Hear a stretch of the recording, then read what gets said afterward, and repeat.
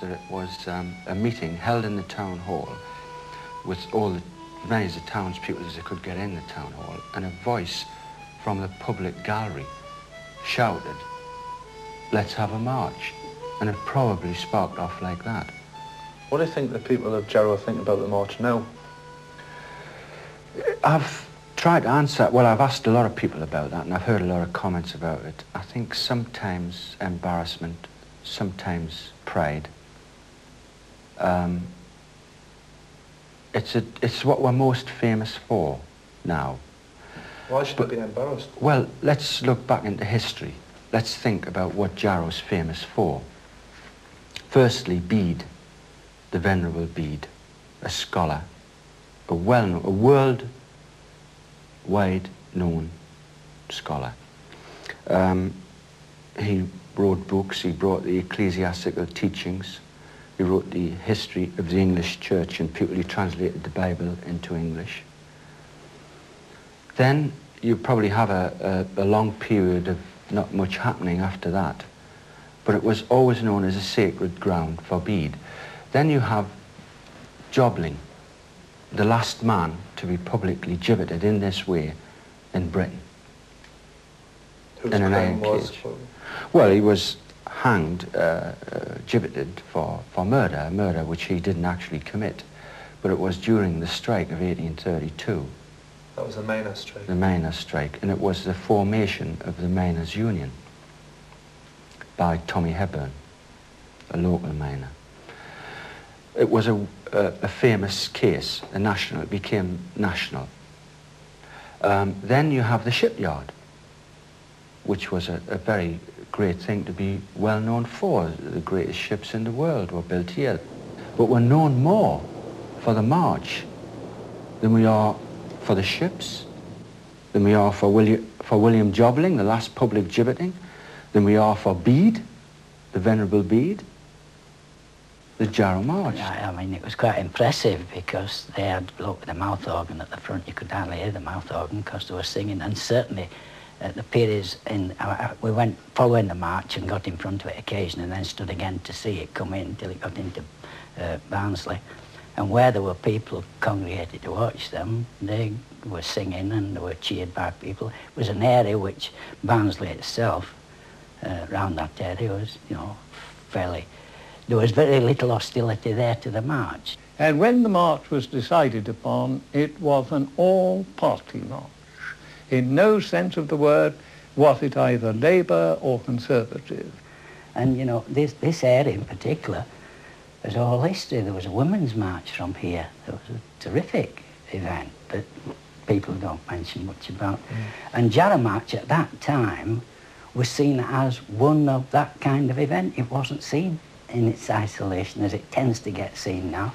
I think the reason why the Jarrow March has, if you like, become part of history was that it was official. The council backed it.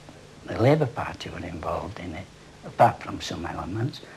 And it had a sort of, it's the wrong word because it tends to denigrate it a bit. It had a sort of credibility that other unemployed marches weren't getting. They were the communists, they were the rabble, they were the work shies. There was Tories, there was Liberals, there was Socialists. In fact, the Labour Party disowned it at the beginning.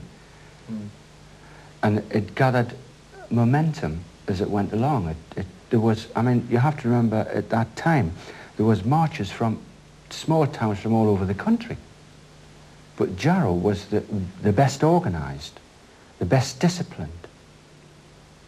And there was a real, it wasn't party political, and there was a real gut feeling. If you can think of 200 men, working men with caps and their ground sheet over their chest like a bandolier, carrying 3 banners silently, well disciplined, and that visual appearance of seeing that pass, it can frighten you to think that that's happened. I mean, these people were the salt of the earth. When we arrived at London, the last stages was Hendon. And we set out from Hendon on that Saturday morning in pouring rain. And the whole way, right down from the Edgware Road down to Marble Arch, and ultimately to Leicester Square, where we all gathered for a meal in Peter's kitchens. We were soaked to the skin, but I've never seen any men behave with such courage and such discipline. The ironic thing about it was that after marching 300 miles and arriving back in Jarrow, they got back to be told that their dole had been stopped because they weren't available for work. They set a model for all forms of protest against economic distress or unemployment or anything you like. It was a natural response to a situation. That's why it was a success. It was a success as a non-violent protest march. That's why even today you cannot recapture that, because the people who tried to create the Jarrow March they're doing it for political reasons. Yeah. There's an ulterior motive behind it, but there wasn't then. I think the real achievement of the Jarrow March was that it showed that if you could sink all your party differences, if you could concentrate upon the real history of the interests of the town, you could add a page to history that could never be removed. How do you think the recent People's March for a Job compared to the original Jarrow March? Well, I think it's difficult to make comparisons. You see, at the time the Jarrow March was on, now everybody thinks about the Jarrow March and sees that as a one-off thing in those days. But at the actual time the Jarrow March was on, in that period, there were a number of unemployed marches. I don't think the People's March achieved what the Jarrow March did because there wasn't enough behind it, there wasn't enough power behind it. I think it was powerful in different respects to what the Jarrow March was.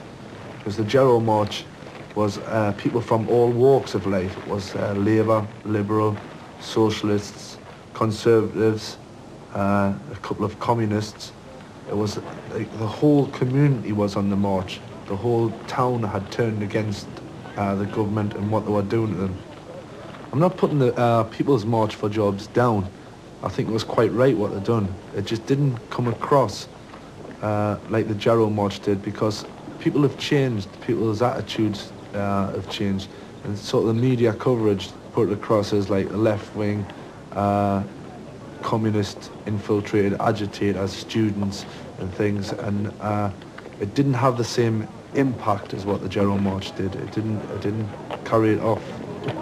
It's sadism, a government policy of sadism. They love to see other people suffer. Just love to show now how determined we are. It makes me sick. It's got to be up to us to fight back, isn't it? Everybody together. Well, it looks that way because if a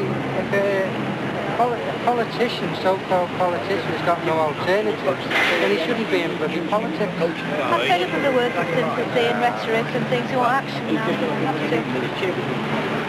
get really together. Here they come, the marchers come now, and I'm told all what to do.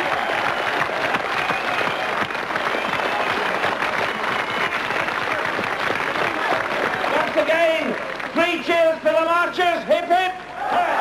Hip hip! Hip hip! All right! 3 cheers for the destruction of Maggie's government. Hip hip! Hip hip! All right!